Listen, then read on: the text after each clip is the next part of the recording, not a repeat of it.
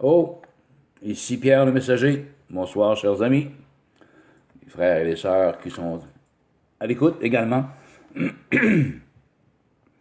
Ce soir est un soir très simple, improvisé même. Hallelujah, mais j'ai été quand même poussé, dit, apporte quelque chose de bienheureux, quelque chose de fortifiant à ceux et celles qui veulent bien l'entendre. Alors, tout simplement, dans les évangiles, l'évangile de Luc, chapitre 4, en réalité, on va lire tout le chapitre 4. Luc, chapitre 4. Alléluia. Ça nous parle ici de la tentation de Jésus-Christ. Alors, ça va comme suit. Jésus, rempli du Saint-Esprit, revint du Jourdain. Et il fut conduit par l'Esprit Saint, bien entendu, par l'Esprit dans le désert, où il fut tenté par le diable. Il y a qui sont dans les sciences occultes, dans le New Age. Pour eux, il n'y a pas de diable. Non, la Bible parle du côté sombre, mais ne parle pas du diable. Le diable n'existe pas. Eh bien, mauvaise nouvelle, chers amis, qui ne croyaient pas au diable, mais oui, le diable est une entité réelle, vraiment, et il a sa gang d'anges avec lui, sa gang de démons, ok? Ce sont des êtres spirituels, mais qui peuvent prendre l'aspect d'un homme, ok? Comme les anges de Dieu peuvent prendre l'aspect d'un homme. On voit beaucoup dans la parole de Dieu, toujours la référence par excellence, la Bible, la parole de Dieu. On voit beaucoup au travers des récits, surtout du Nouveau Testament, même dans l'Ancien Testament également, que des hommes, ok? C'était des anges, mais deux hommes vêtus de blanc apparus à Marie ou aux disciples, bien entendu, ils apparaissaient aux hommes de Dieu, à des femmes de Dieu, parce qu'ils étaient envoyés par Dieu. Et dans le New Age, on n'a pas compris la chose du tout. On ne croit pas au diable, encore moins à Dieu. Cependant, on salue, ok? On salue en toi le divin, en disant Namasté, Namasté. On salue le divin dans l'autre personne, vous voyez? Mais le divin n'est pas là, ok? Si nos cœurs ne sont pas convertis à Jésus-Christ de Nazareth, le Fils de Dieu, le divin n'habite pas en nous, ok? Hallelujah. Alors, c'est une grossière erreur, c'est une grave erreur de dire « Oh, namasté, je salue le divin en toi ». Et le divin n'est pas là, parce que le divin, c'est Dieu, c'est ça que vous entendez, chers amis? Dieu ne peut pas habiter là où la souillure est, ok? Parce que l'homme est souillé par le péché. La nature elle-même est pécheresse, vous comprenez? Donc, Dieu, qui est 3 fois saint, ne peut pas vivre dans un cœur souillé, dans un cœur non régénéré. OK, merci Samuel. Je ne sais pas si tu le vois là en direct.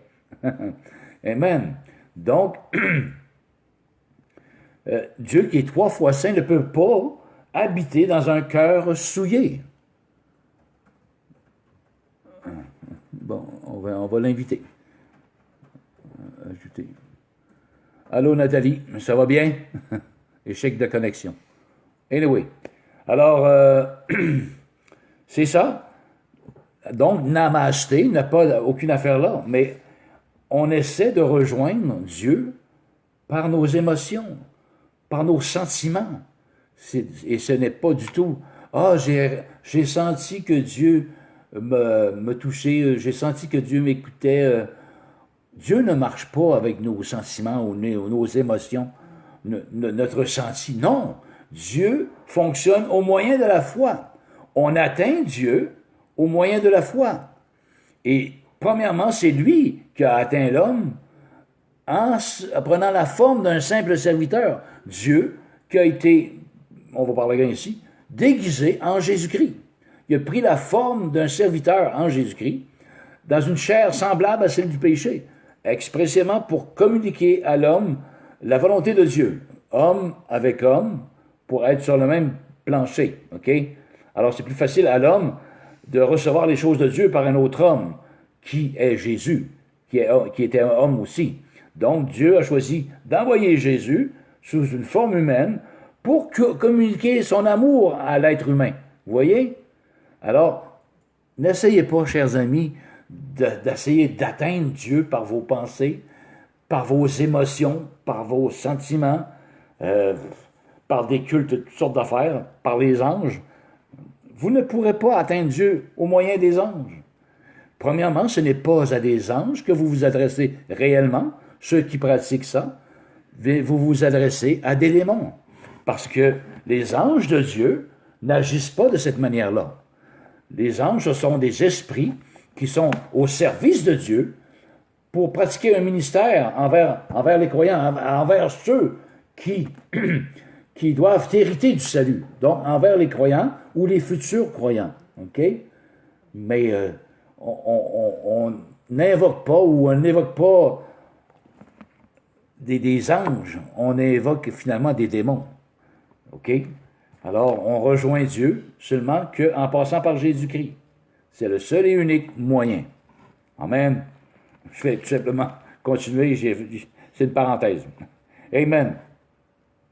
Donc, parce que là, on parlait du diable, et ces gens-là, du New Age, ils disent que c'est le côté sombre. Le diable, pour eux, n'existe pas. Vous voyez comme le diable lui-même les séduit en leur mettant dans leur pensée que « Hey, je n'existe pas. » Ah, non, c'est le côté sombre. Oh là là. Amen. Il fut conduit par l'Esprit dans les airs, où il fut tenté par le diable pendant 40 jours. Il ne mangea rien ces jours-là, durant ces jours-là, et après qu'ils furent écoulés, il eut faim. J'imagine, après 40 jours, sans manger. Donc, le diable lui dit, vous voyez, il apparaît encore ici, le tentateur, finalement. Le diable lui dit, si tu es fils de Dieu, il essaye de semer un doute, même dans l'esprit de Jésus, je ne sais pas trop là, il s'essaye. Si tu es le fils de Dieu, alléluia, ordonne à cette pierre qu'elle devienne du pain. Tu vois, Seigneur, le Seigneur, t'as faim, là? Ça fait 40 jours que tu ne manges pas. Tu vois qu'il y a des terres, il y a des roches, des pierres par terre. Ordonne à cette pierre qui est là, que ça devienne du pain, t'as faim. Et alors, voyez la réponse de Jésus au diable. Si tu es le Fils de Dieu, ordonne à cette pierre qu'elle devienne du pain. Jésus lui répondit, alléluia, il est écrit, l'homme ne vivra pas de pain seulement, mais de toute parole qui sort de la bouche de Dieu. Qui sort de la bouche de Dieu, c'est la parole de Dieu, justement, qui sort de la bouche de Dieu. Alléluia. Le diable, l'ayant élevé, lui montra en un instant tous les royaumes de la terre. Et lui dit, je te donnerai toute cette puissance et la gloire de ces royaumes, car elle m'a été donnée et je la donne à qui je veux. Alors, Allô, Richard, comment vas-tu? Sois le bienvenu à ce direct avec Pierre le messager. Amen. Nathalie. Alors, il y a encore de la place pour bien du monde. Hallelujah. Amen. OK, le diable, OK.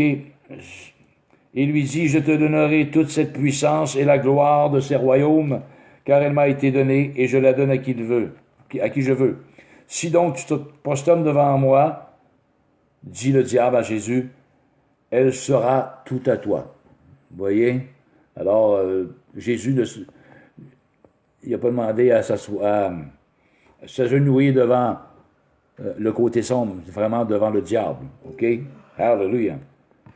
Jésus lui répondit, il est écrit, Tu adoreras le Seigneur ton Dieu, et tu le serviras lui seul. Le diable le conduisait encore à Jérusalem, le plaça sur le haut du temple et lui dit, Alléluia, si tu es fils de Dieu, jette-toi d'ici en bas, car il est écrit. Vous voyez, même le diable connaît quelques passages de la parole de Dieu. Et il s'en sert pour tenter le Seigneur à ce moment-ci. Et il peut s'en servir pour tenter des hommes et des femmes croyants également. Et oui, il peut se servir de la parole de Dieu pour tenter des croyants. S'il a tenté ici Jésus lui-même.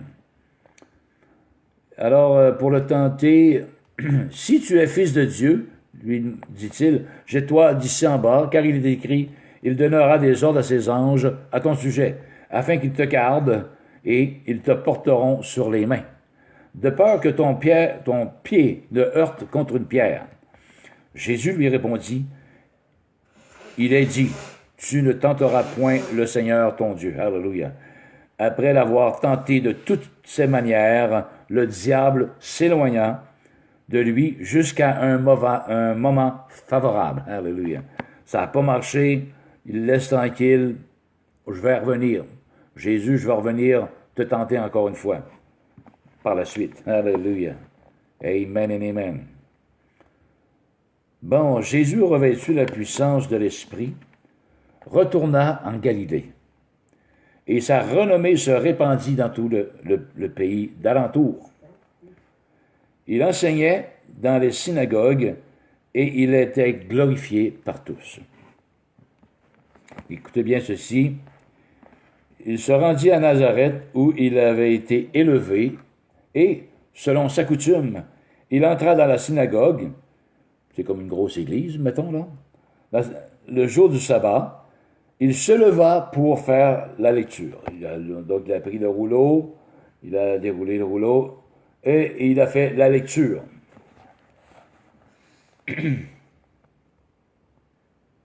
On lui remit justement le livre du prophète Ésaïe.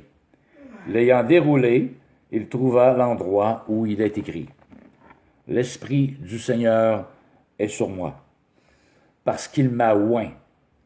OK, ceux qui ne savent pas c'est quoi être oint, O-I-N-T, qui nous vient du mot onction, OK? Donc, une onction qui vient de Dieu, du Seigneur, c'est comme, spirituellement parlant, là, Dieu déverse de son esprit sur la personne, OK? Et peut à ce moment-là donner soit des paroles de connaissance, parler en langue, donner une parole de sagesse, une prophétie, à cause de l'onction de Dieu qui est sur cette personne, ou faire des miracles, et ainsi de suite. OK?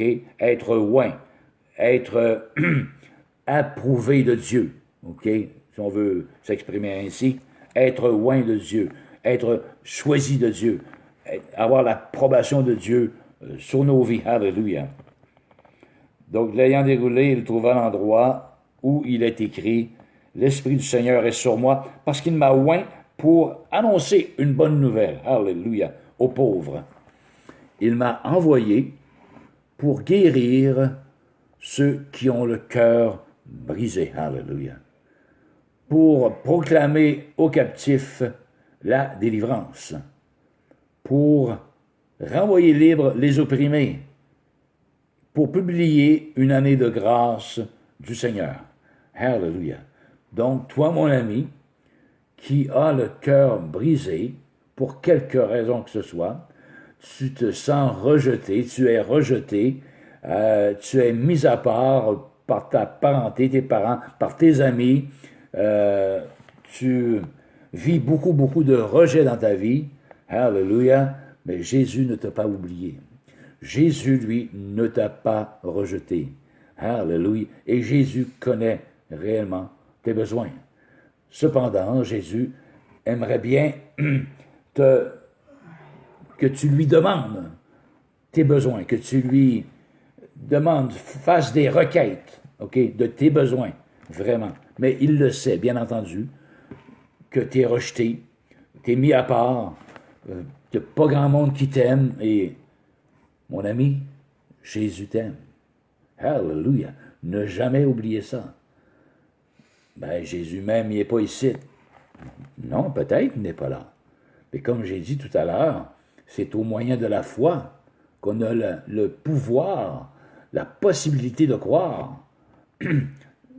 Dieu, dans son plan, a choisi de faire ça comme ça, de croire sans voir, hallelujah, croire à ce que la parole de Dieu dit, croire en ce que un messager de l'Éternel dit, un serviteur de Dieu dit, une servante de Dieu, croire, hallelujah, au moyen de la foi.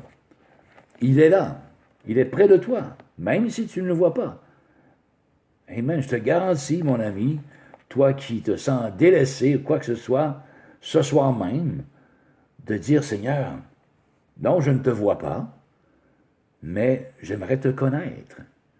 J'aimerais recevoir de cet amour dont le monsieur y parle à la télé, là. Hein? Et il va te répondre. Je te garantis, cher ami, que si tu es vraiment sincère dans ton cœur, que tu cherches la vérité, tu vas la trouver. Jésus dit, cherchez, vous trouverez, frappez, et on vous ouvrira. Demandez, il vous sera donné. OK?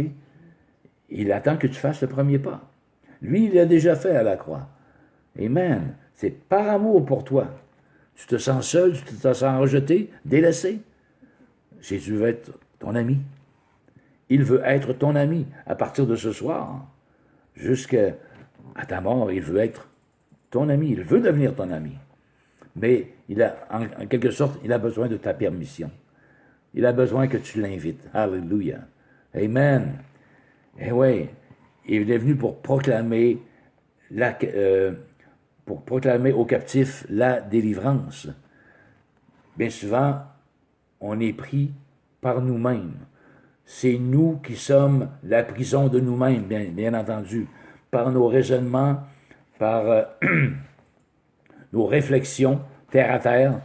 Et la prison, c'est nous-mêmes. Et Jésus est venu nous délivrer de nous-mêmes. Parce que nous sommes pour nous-mêmes une prison. Tu te sens-tu pris en dedans? Amen. Alors Jésus est venu pour, justement, proclamer la délivrance aux captifs. Alléluia. Et fais-lui confiance. Donne-lui, en réalité, ton cœur, comme lui a donné sa vie pour toi. Il te demande simplement de donner ta vie pour lui. C'est un échange de vie. OK? Alléluia. Mais es-tu prêt à mourir à toi-même? Es-tu prêt à recevoir le pardon de tes péchés? Es-tu prêt à marcher, hallelujah, dans le chemin étroit qui mène à la vie éternelle? Es-tu prêt à abandonner ta vie actuelle? Finalement, à te repentir de ta vie actuelle? De faire un 180 degrés? Es-tu prêt? Il te faut abandonner ta vie si tu veux vraiment plaire à Dieu. Il n'y a pas de demi-mesure avec le Seigneur. Tu le suis à 100% ou tu ne le suis pas du tout. Alléluia. Mais, comme j'ai dit, il veut te délivrer. Tu es captif, il veut te délivrer. Tu es seul, alléluia, tu te sens délaissé, rejeté. Alors, il est là, il veut devenir ton ami. Amen. Non, tu ne le vois pas, je sais, tu ne le vois pas. C'est au moyen de la foi. Amen. Et ça va devenir vraiment réel lorsque tu appliqueras cette foi-là en action dans ta vie. Hallelujah. Pour savoir la vérité. Vous connaîtrez la vérité, nous dit la parole de Dieu, et la vérité vous rendra libre. Amen. Hallelujah. C'est le seul et unique moyen pour être libre, c'est de croire en la vérité. Hallelujah. Pour renvoyer libre les opprimés, pour publier une année de grâce du Seigneur.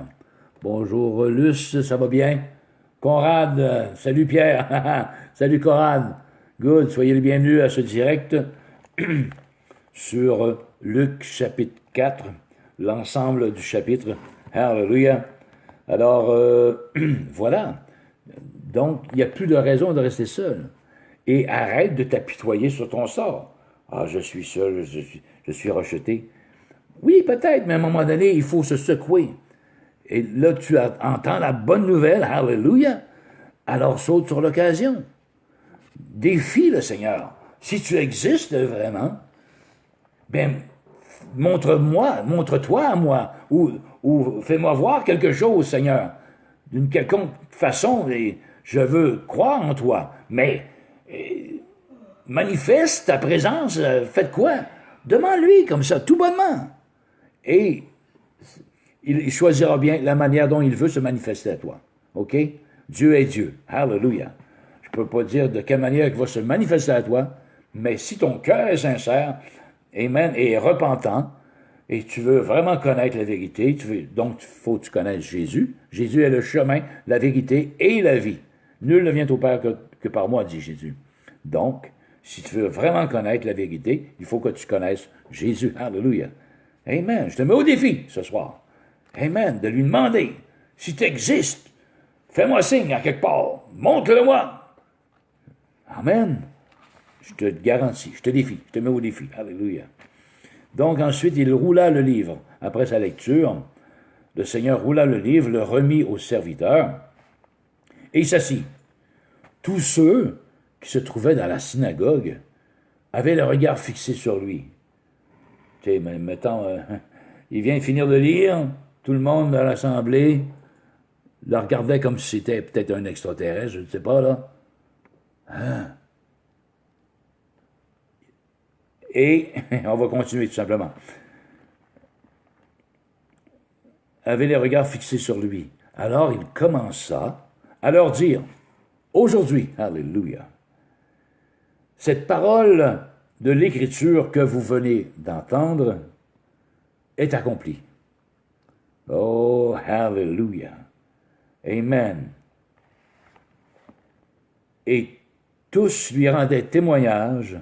Ils étaient étonnés des paroles de grâce qui sortaient de sa bouche.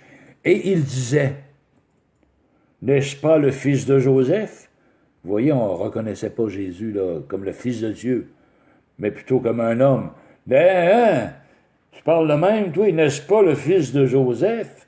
Comment ça, tu déroules le livre, puis tu t'appropries ces écritures-là pour toi? C'est quoi, là? T'es fils de Joseph, toi?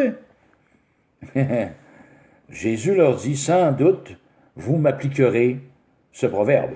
Médecin, guéris-toi toi-même. Alléluia. Et vous me direz, fais ici, dans ta patrie, tout ce que nous avons appris que tu as fait à Capernaum.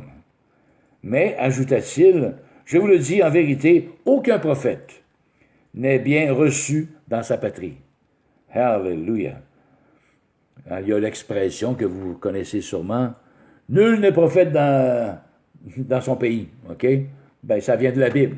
Il y a beaucoup d'expressions que les gens du monde emploient, très courtes, mais la provenance est biblique. Mais ils ne le savent même pas. Ils ont entendu ça, puis ils la répètent. Ah, nul n'est prophète dans son pays. Mais c'est des paroles de Jésus. Vous voyez, sans même connaître Dieu ou Jésus, on dit ça automatiquement parce que là, c'était une expression qui veut dire quelque chose. Mais sans savoir que c'est Jésus lui-même qui a sorti ces paroles-là. Il y a 2000 ans passés. C'est pas d'hier, donc. Pardon. Alors, médecin, guéris-toi toi-même, et vous me direz, fais ici dans ta patrie tout ce que nous avons appris que tu as fait. Mais ajouta-t-il, je vous le dis, en vérité, aucun prophète n'est bien reçu dans sa patrie. Je vous le dis en vérité, répéta-t-il, il y avait plusieurs veuves en Israël du temps d'Élite. OK? Israël, c'est son pays, du temps d'Élie. Lorsque le ciel fut fermé, 3 ans et 6 mois, et qu'il y eut une grande famille sur toute la terre. Cependant, Élie ne fut envoyé vers aucune d'elles. Donc, Israël, il y avait beaucoup de veuves, ça nous dit ici, en Israël, mais le prophète Élie, finalement, Dieu a choisi de l'envoyer ailleurs qu'en Israël. OK? Parce que bien souvent, Israël, dont appartient le prophète Élie, on ne croit pas à lui, parce qu'il est prophète. Nul n'est prophète dans son pays. C'est ça qu'il est en train de dire Jésus. Il cite des exemples de l'Ancien Testament, dont, encore là, ce dicton-là, nul n'est prophète dans son pays, dans son propre pays, étant même en marche. Élie. C'est pour ça que Dieu a envoyé Élie ailleurs qu'en Israël, parce qu'il savait qu'il ne serait pas bien reçu dans son propre pays. Dieu le savait. Prophète, je vous le dis, il y avait plusieurs veuves, ok, et qu'il eut une grande famille sur toute la terre. Et cependant, Élie ne fut envoyé vers aucune d'elles, si ce n'est vers une veuve à Sarepta, dans le pays de Syrie. Dieu a décidé d'envoyer le prophète Élie plutôt dans le pays de Sidon, au lieu d'Israël. Il y avait, un autre exemple ici, il y avait plusieurs lépreux en Israël. Encore là en Israël, dans le pays du prophète Élisée, du temps d'Élisée, le prophète. Et cependant, aucun d'eux ne fut purifié, si ce n'est Naaman le Syrien. Il venait, lui, de la Syrie, et non d'Israël. Vous voyez, Dieu a choisi ça, parce que Dieu connaît que si le prophète proclame les oracles de Dieu dans son propre pays, dans son propre patelin, il va être mal reçu. Dieu le sait, c'est pour ça que Dieu a envoyé Élie à une veuve à Sarepta dans le pays de Sidon, et Dieu a envoyé Élisée pour guérir Naaman, le Syrien, au lieu de guérir les autres lépreux qui se trouvaient à Israël même. Alléluia. Patrick Odette. Salut Patrick Odette. Sois le bienvenu, le gendre. Erline Louis, salut également. Sois le bienvenu. Pardon. Chapitre 4 de l'Évangile de Luc.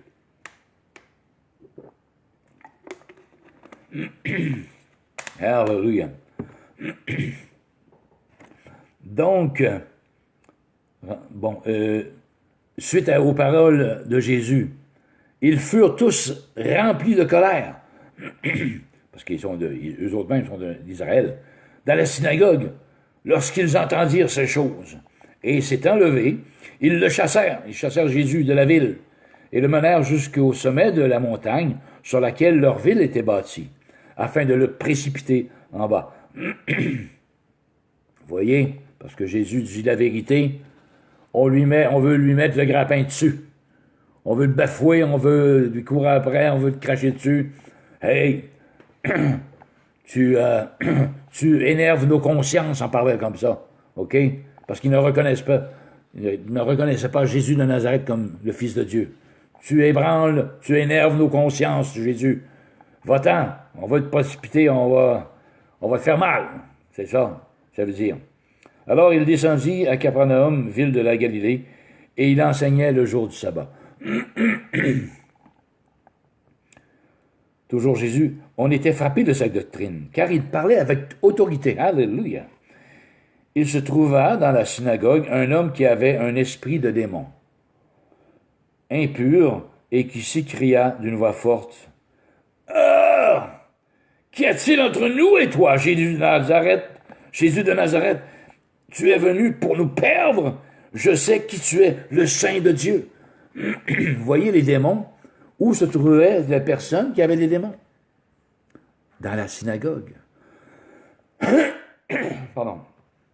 Alors, la synagogue est représentative des églises dont on s'assemble pour le culte de Dieu, OK? Et ça n'a pas changé. Dans ce temps-là, il y avait des démons, des personnes possédées, démoniaques, dans la synagogue. Comme il y a aujourd'hui des personnes, et il y en a beaucoup plus que vous pensez, dans les églises, soit de la Pentecôte, baptiste, qu'importe, qui sont possédés de démons. Oui, dans bien des églises, c'est insoupçonné. Bien souvent, ces personnes-là, contrairement dans l'époque de Jésus, Aujourd'hui, on peut calmer, OK, euh, leur comportement. On peut modérer leur comportement par des pilules de toutes sortes. Donc, ça paraît moins, vous comprenez? Mais il y a plusieurs personnes qui sont poignées avec des démons et qui fréquentent des églises évangéliques. Eh oui, comme on dit, l'air de rien, mais, et je vous dis en passant que si le peuple de Dieu, vraiment, il y aurait l'onction sur le peuple de Dieu, dans une assemblée de Dieu, eh bien, les démons seraient démasqués, beaucoup plus que ça. Mais ils passent inaperçus. Il y a des personnes démoniaques, sous pilule, sous médication, qui vont à l'assemblée une fois par semaine, à tous les dimanches. Air de rien. Alléluia, alléluia. Mais ils sont confortables, ces démons-là, dans ces personnes-là, parce que ils ne perçoivent pas nécessairement la puissance de Dieu au travers de telle ou telle église. Alléluia. Allô, Patrick, ça va, Larouche? Sois le bienvenu dans ce direct. Alors, les démons ne sont vraiment pas trop dérangés.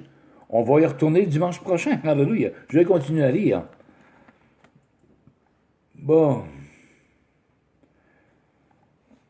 Il se trouva dans la synagogue un homme qui avait un esprit de démon. Alors, un homme qui avait l'esprit de démon dans la synagogue ou dans une église, OK? C'est la même chose. Ou dans une mosquée. Qu'importe. Là où la parole de Dieu est annoncée. Alléluia. Je pense pas qu'on proclame la parole de Dieu dans les mosquées. Désolé. Erreur. Donc, un homme qui avait un esprit de démon impur et qui s'écria d'une voix forte, « Qu'y a-t-il entre nous et toi? » OK, on voit le démon qui parle à Jésus. « Qu'y a-t-il entre nous et toi? Jésus de Nazareth, tu es venu pour nous perdre. Je sais que tu es le Saint de Dieu. » Voyez ici, les démons, parce qu'il y en a plusieurs, reconnaissaient en Jésus l'autorité divine, OK? Parce que l'onction était sur Jésus. Et les démons le reconnaissaient bien, OK? Nous savons qui tu es, le Saint de Dieu. Alléluia. Et, Jésus, donc, le menaça, disant, « Tais-toi et sors de cet homme. » Et le démon le jeta au milieu de l'assemblée et sortit de lui sans lui faire aucun mal. Alors, nous devrions voir ça aussi. Nous devrions voir ça dans les églises dites évangéliques, là où la parole de Dieu, dans son intégralité, est prêchée. Alors, je m'inclus, OK, tout comme vous, croyants, croyantes, qui fréquentons des églises évangéliques, alléluia, ou des églises de Dieu, nous devrions être remplis du Saint-Esprit, de manière même constante, afin que lorsqu'il s'arrive des choses comme ça, qu'il y ait des démons bien confortables, eh bien, si quelqu'un te donne une parole de connaissance ou concernant justement qu'il y a un démon quelque part chez une personne, le Saint-Esprit t'emmène vers cette personne-là pour chasser ce démon-là, alors ça serait merveilleux. La personne, premièrement, serait libérée, alléluia, et tu auras fait l'œuvre de Dieu. Et car nous sommes appelés, nous croyants, croyantes, appelés à faire cela, alléluia, à chasser les démons. Mais je pense qu'il n'y a pas assez, c'est ma manière de penser, nous ne sommes pas assez peut-être consacrés. OK? Nous ne sommes pas assez remplis de la parole de Dieu. Nous ne sommes pas assez remplis de l'onction, afin que les démons tremblent en notre présence. Parce que Jésus habite en nous. Alléluia! Au moyen de la foi. Donc, c'est le même Jésus qui a chassé ce démon-là. Il habite en nous. Donc, on devrait être dispo disposés finalement à œuvrer comme le Seigneur œuvrait. Alléluia. Et je me parle à moi-même, bien entendu. Amen. Alors il le menaça en disant, tais-toi et sors de cet homme. Et le démon le jeta au milieu de l'assemblée et sortit de lui, sans lui faire aucun mal. Alléluia. Tous furent saisis de stupeur, et ils se disaient les uns les autres, quelle est cette parole? Il commande avec autorité et puissance aux esprits impurs, et ils sortent. Oh, hallelujah! Et sa renommée se répandit dans tous les lieux d'alentour. Amen. Ben, je vais faire ici une parenthèse en parlant de chasser les démons. Ça m'est arrivé une couple de fois avec la même personne de chasser les démons. C'est une jeune femme d'une quarantaine d'années. Et cependant, ce ne s'est pas passé dans une assemblée, dans une église, mais bien chez moi. OK? Sauf que c'est du stock. Heureusement, sans le savoir, je ne travaillais pas parce que j'étais blessé à l'épaule. Et j'ai été 2-3 mois sans travailler. Et il m'arrivait de temps en temps de jeûner. 2-3 jours, je mange une journée. Je jeûne encore une couple de jours, je mange l'autre journée, un repas. Et j'alternais des jeûnes comme ça. Et ça, oui, le jeûne fortifie avec la parole de Dieu et la prière, bien entendu. Donc, Dieu a permis que je puisse m'armer de cette manière-là par le jeûne et la prière, parce que je ne savais pas qu'un tel événement arriverait au mois de mai 2017 chez moi, à Saint-Ramon, à ce moment-là. Vraiment une confrontation avec des démons, parce qu'il y avait plusieurs démons dans cette personne-là. Ils ont été chassés. Cependant, malheureusement, 2 jours après, cette personne a rencontré, elle demeurait loin de chez nous, 1h15 de distance, en machine, en auto, et elle avait rencontré une amie qui, elle, ces amis-là, pratiquaient les sciences occultes. Et donc, laissez-moi vous dire que malheureusement, ils ont pratiqué ensemble parce que les cendres de son père, de cette fille-là, dont les démons avaient été chassés, étaient chez elle. Et l'autre personne ne savait pas. Et a dit à cette personne-là, ton père est ici. Elle ne savait pas que le paquet de cendres était là, du père de la fille, dont les démons avaient été chassés. Et il dit, il s'appelle Georges.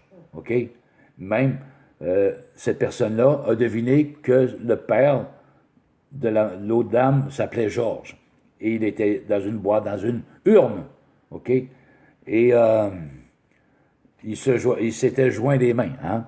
Et la personne a dit à l'autre, dont l'urne de son père était là, ton père a fait demander si tu peux l'emmener auprès de ton lit. Les frissons m'empoignent, là.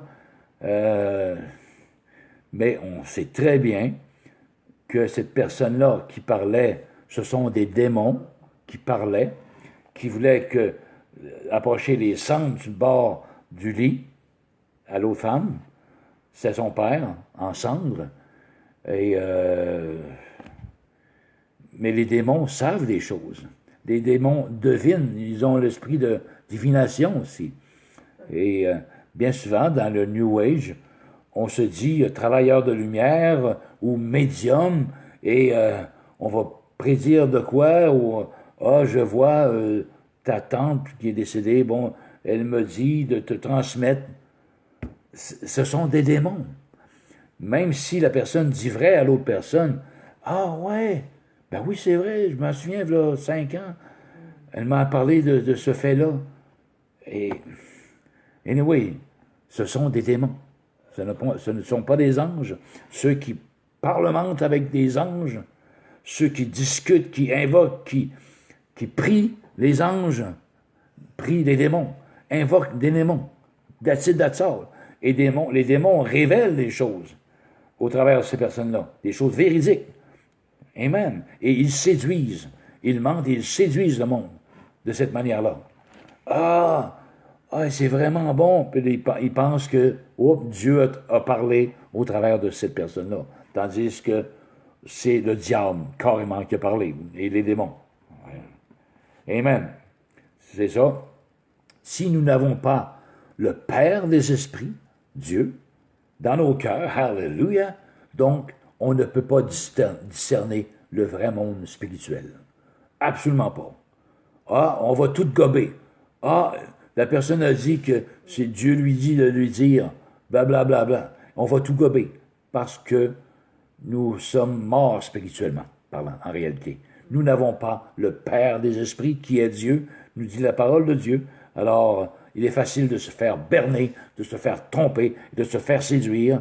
Et le but de tout ça, de ces démons-là, du diable, le but est de vous entraîner avec lui à la fin de vos jours en enfer.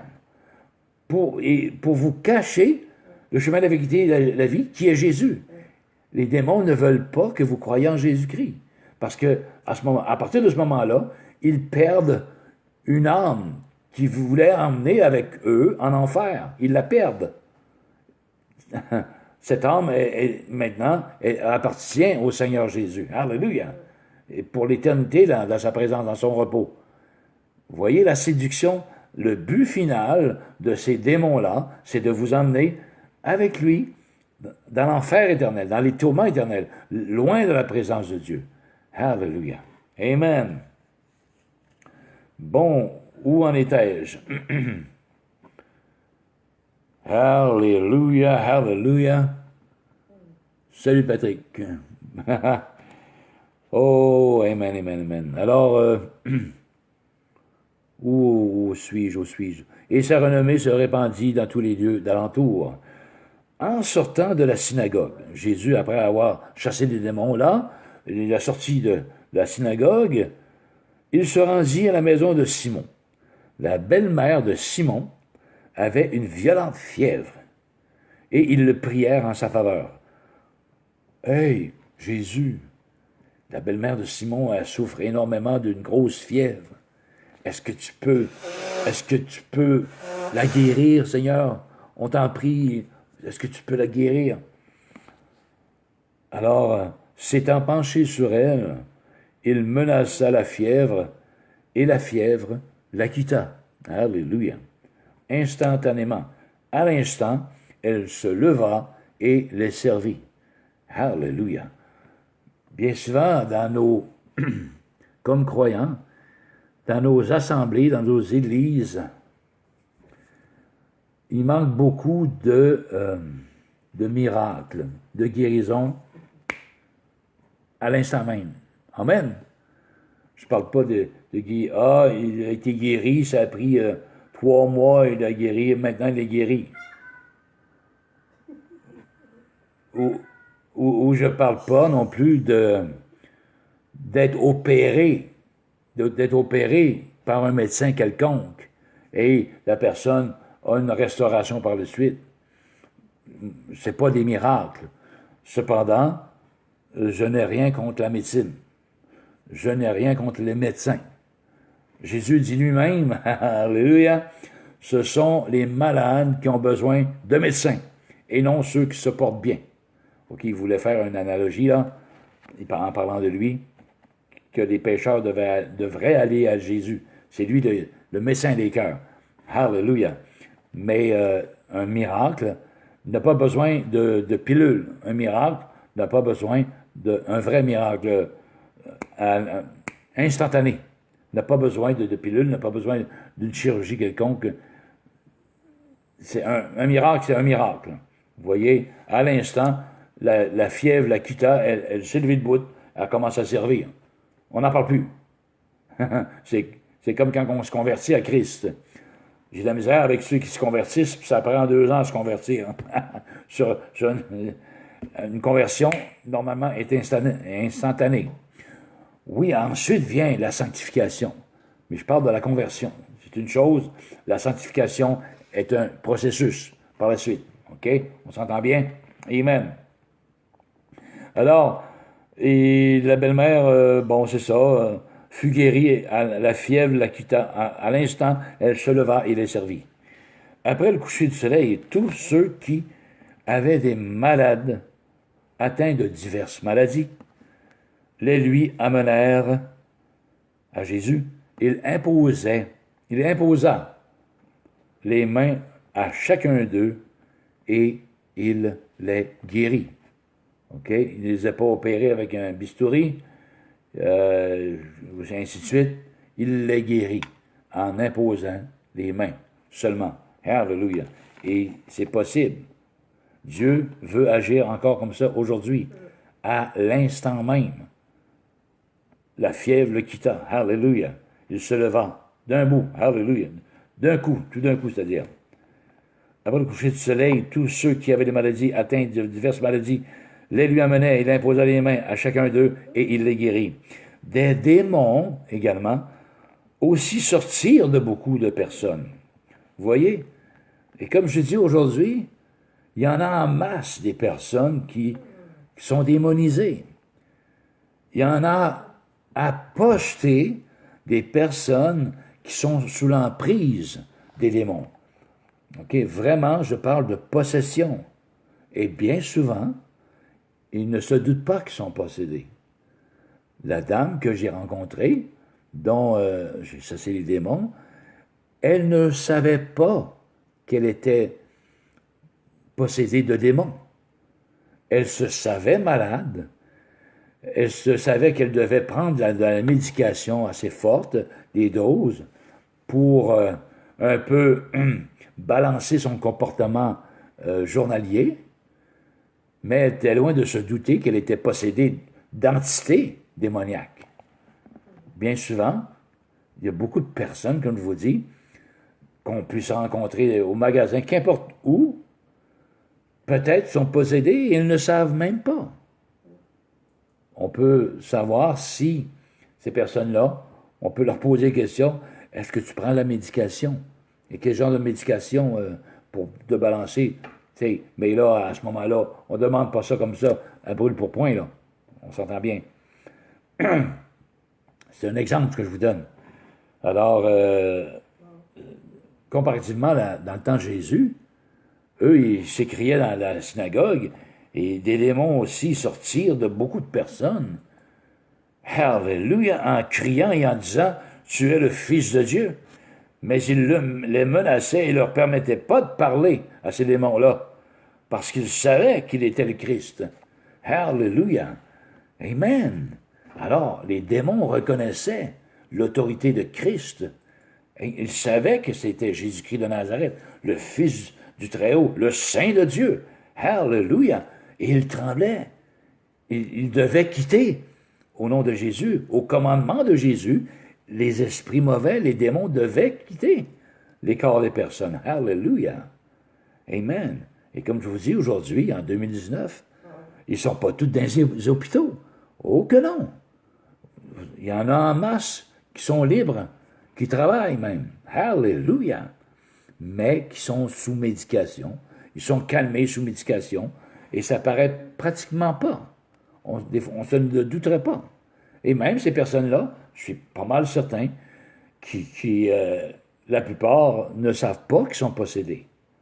Okay? À moins que la personne ait vraiment joué avec les sens occultes, fait venir des mauvais esprits ou quoi que ce soit, et peut-être là, elle va se douter que, oh, j'ai laissé la porte ouverte, il y a des démons qui sont entrés. Peut-être il y a des personnes qui vont le savoir. Mais comme la personne à qui j'ai eu affaire ne se doutait d'absolument rien. Alléluia. Mais, amen, il y aurait de la job en masse pour nous, croyants, disciples de Dieu. Alléluia. De chasser les démons, de rendre, amen, comme Jésus, rendre la liberté aux opprimés, aux captifs. Amen. Au nom de Jésus-Christ de Nazareth, il nous a donné cette puissance-là, frères et sœurs. Alléluia. Ça bouille en dedans. Amen, amen, amen. Quand je parle de cette manière-là, l'Esprit agit en dedans. Et pour ça, des fois, je suis porté à m'exprimer par des soupirs inexprimables, par les langues. OK? Hallelujah. Vous qui n'avez pas encore expérimenté ça, le bouillonnement, hallelujah, eh bien, c'est hallelujah. Quand je parle de ces choses-là, l'onction vient sur moi Et c'est ça, ça bouille. Et je veux juste m'exprimer en d'autres langues. Mais je me retiens. Alléluia. Je me retiens. Alléluia. Donc, voilà. Alors, dès que le jour parut, il sortit et alla dans un lieu désert, Jésus. Une foule de gens se mirent à sa recherche. Vous voyez comment il était populaire, alléluia. N'importe où qu'il allait, on voulait voir Jésus. On voulait le voir faire un miracle. On avait besoin d'un miracle soi-même. On voulait entendre la vérité de Dieu. Pardon. Pour ça qu'on le suivait. Cependant, d'autres voulaient le jeter en bas d'une montagne. OK? Parce qu'ils ne voulaient pas, eux autres, au contraire, ne voulaient pas entendre la vérité, l'orgueil de l'homme. Alléluia. Arrête de parler, Jésus, tu m'énerves. Alléluia. On veut te précipiter en bas. Mais finalement, on sait très bien qu'il a passé par la croix du calvaire, n'est-ce pas? Dès que le jour parut, il alla dans un lieu désert. Une foule de gens se mirent à sa recherche et arrivèrent jusqu'à lui. Il voulait le retenir afin qu'il ne les quittât point. Mais il leur dit, il faut que j'annonce aux autres villes la bonne nouvelle du royaume de Dieu, car c'est pour cela que j'ai été envoyé. Et il prêchait dans les synagogues de la Galilée. Alléluia. Amen. Donc, il nous a donné, à nous, le contrat également de prêcher sa parole. Alléluia. De prêcher la parole de Dieu et non la parole d'un homme. Malheureusement, je connais une personne dont je vais taire le nom. Je vais taire également l'organisation. Moi, j'appelle ça une organisation. C'est supposé être une église. Cette jeune personne-là est dans une certaine congrégation où il y a un homme. OK? C'est comme un homme et des disciples. 16 millions d'adeptes. Et parce que ça nous dit, dans l'historique de cette organisation-là, dans les années 1800, qu'un supposé homme aurait reçu des révélations de Dieu. Le Père et le Fils, le Père, Dieu et le Fils Jésus, lui sont apparus dans un champ, non loin de chez lui, dans le bois. Et lui ont dit, sous cette pierre, il y a quelque chose, mais ne soulève pas la pierre, mais reviens à chaque année, nous serons là. Alors, chaque année, ce monsieur allait là et il rencontrait à chaque fois Dieu le Père et Jésus-Christ, qui lui disait, non, il n'est pas temps encore de soulever la pierre. Jusqu'à un certain moment donné, après peut-être 5 ans, il était toujours dans le bois, ce monsieur-là, à la même place, à la même pierre. Là, ils lui ont dit, OK, maintenant, soulève la pierre. Il a soulevé la pierre, il y avait une boîte, et il avait des plaques d'or, et avec des écritures dessus. Supposément, c'est comme on dit, c'est un deuxième témoignage de Jésus-Christ. Mais c'est un blasphème. J'ai dit à cette jeune personne, aïe, ce n'est pas de Dieu. C'est diabolique, c'est satanique. Ce n'est vraiment pas de Dieu. C'est un faux prophète. Et c'est une histoire pour duper les personnes, pour séduire les personnes encore là. Hallelujah. Anyway, il faut faire attention.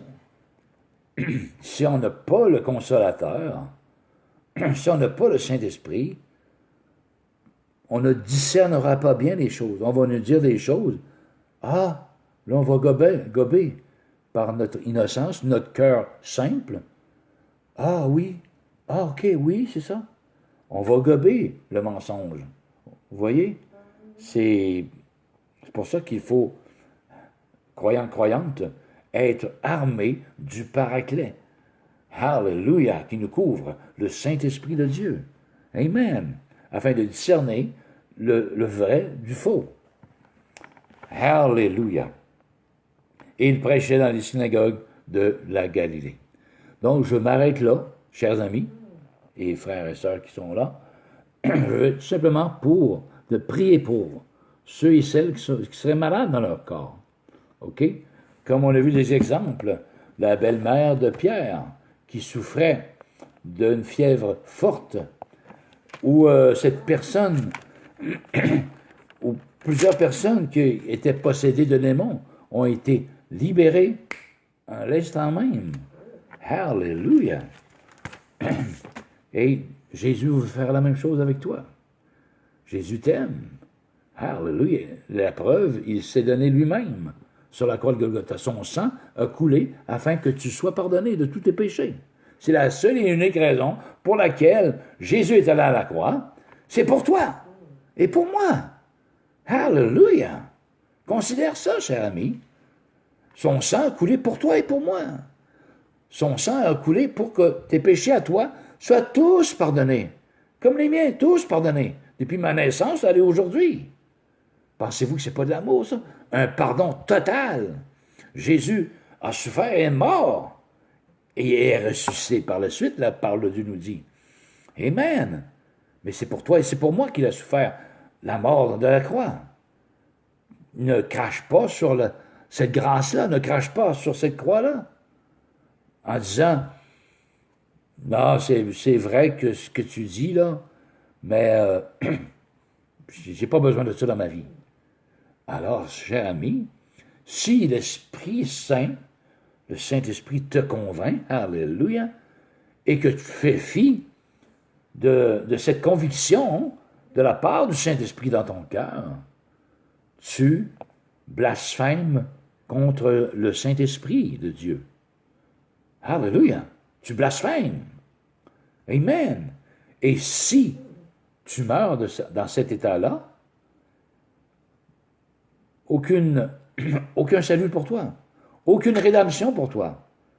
Malheureusement, ça va être l'enfer pour l'éternité, dans les tourments éternels qui t'est réservé. Si tu fais fi, si tu craches sur la grâce de Dieu, si tu craches sur son amour, hallelujah, si tu tiens pour profane le sang de Jésus-Christ qui a coulé sur la croix, eh bien, mon ami, tu blasphèmes contre le Saint-Esprit qui te convainc dans ton cœur. Ce n'est pas un homme ici qui te convainc, c'est l'Esprit Saint de Dieu.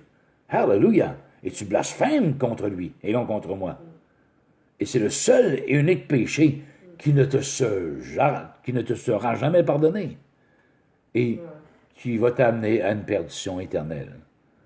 Si tu continues comme ça, sans jamais te repentir de ta vie actuelle, et tu meurs de cette manière-là, malheureusement, c'est l'enfer éternel qui t'attend, à bras ouverts. Oh, hallelujah! Il y a l'enfer, il y a le ciel. Il n'y a pas de purgatoire. Et Jésus a parlé beaucoup de l'enfer. Hallelujah! Parce que c'est un lieu à éviter. Amis, c'est un lieu à éviter pour l'éternité. L'enfer éternel. Ça n'a plus de fin, là. Il va être trop tard. Alors, tu préfères le repos éternel pour ton âme, dans la joie, dans la paix? Amen! Ou tu préfères les tourments éternels? Hein?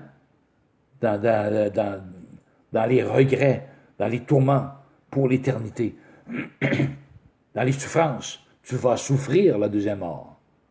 C'est ce qui t'attend. Si tu blasphèmes contre le Saint-Esprit, si tu craches sur la grâce de Dieu, sur le sang de Jésus-Christ qu'il t'a offert, maintenant, reçois au moyen de la foi. Hallelujah. Donc, je vais clore en prière, hallelujah, pour vous qui êtes malades dans vos corps, et également pour le salut de votre âme, par la suite. Amen. Hallelujah. Père Céleste, tu vois, ta parole, elle n'a jamais changé. Donc, tu vois, ces personnes qui sont malades dans leur corps d'une quelconque manière, qu'importe, c'est quoi? Que ce soit un foutu cancer, donc il vous reste peut-être 2-3 jours à vivre, qu'importe. Jésus est assez puissant pour, à l'instant même, vous guérir. Amen. Tumeur, cancer, qu'importe, vous qui êtes atteint de cécité, qui êtes aveugle, ou de surdité, qui êtes sourde, hallelujah, ou vous êtes muette, hallelujah, Dieu peut vous délivrer à l'instant même. Jésus a tout accompli sur la croix de Golgotha, une fois pour toutes. Alors je commande à cette langue, au nom de Jésus-Christ de Nazareth, toi qui es muet, muette, je commande à cette langue de se délier maintenant. Alors même, hallelujah, langue, je te commande, je t'ordonne de te délier maintenant dans cette personne. Hallelujah. Amen. Là où tu es, reçois cette délivrance. Hallelujah. Amen. Et toi qui es aveugle, au nom de Jésus, je commande à ses yeux de voir à nouveau. Amen. Je commande à ses pupilles de se dilater, à ses pupilles d'élargir les horizons. Hallelujah. Maintenant. Amen. Et que la vue maintenant s'installe dans ses yeux qui jadis étaient fermés, étaient aveugles, mais maintenant sont ouverts. Amen, parce qu'on l'ordonne au nom de Jésus-Christ de Nazareth. Merci pour cette guérison. À ces personnes qui ont été guéries maintenant, hallelujah.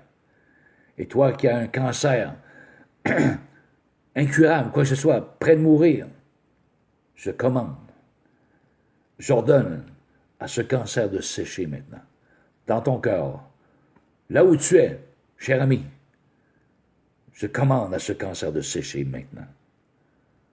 Maintenant, sèche! Alléluia.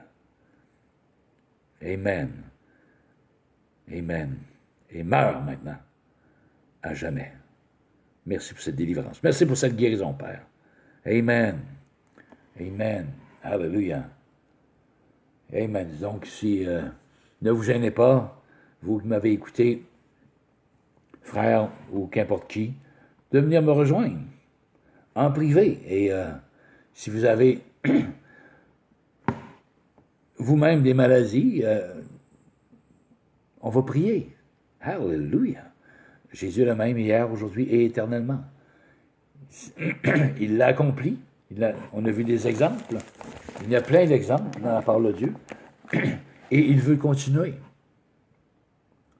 Oui. Oui. Amen. Toi également qui es démonisé. Hallelujah. Qui a déjà peut-être touché à l'occultisme. Hallelujah. Je délie maintenant, je coupe tout lien. Je coupe tout lien maintenant dans ta vie. Hallelujah, qui te relie à cet occultisme de quelconque manière. Amen. Et je commande à tous ces démons de quitter ce corps maintenant. Là où tu es, cher ami. Je commande et j'ordonne à ces démons. Amen. Hallelujah. Dans le nom glorieux de Jésus, de quitter ce corps. Hallelujah. Au nom de Jésus-Christ de Nazareth. Amen. J'ai vu, en tout cas, j'ai vu comme un gros oiseau partir. Anyway. Je sais pas c'est quoi, là. Amen. Comme un gros aigle qui a pris son envol à l'instant. Amen. Alors, merci, chers amis, frères et sœurs, qui ont été patientes de m'écouter ce soir. On se donne rendez-vous pour une prochaine. Salut, Yves Piette. Salut, cher Yves. Ça va bien? Amen. J'ai pratiquement fini. Tu réécouteras tout simplement la capsule vidéo si tu veux avoir une idée du contenu au complet. Amen. Sur ce, alors, sachez une seule chose, chers amis, c'est que Dieu vous aime. Hallelujah, et que je vous aime tout autant. C'était Pierre le Messager. On se dit à une prochaine. Soyez tous bénis. Amen et Amen. Amen. Alors, ne vous gênez pas. Venez à privé. On va discuter. On va prier pour vous. Ainsi de suite. Ne vous gênez pas. Vous avez de la parenté que vous pensez qui est sous possession, peut-être. Vous vous doutez. On va prier pour. OK? Amen. Il n'y a rien, absolument rien pour Dieu, pour Jésus-Christ, de difficile. Hallelujah. Alors, ne vous gênez pas. Salut. Ciao.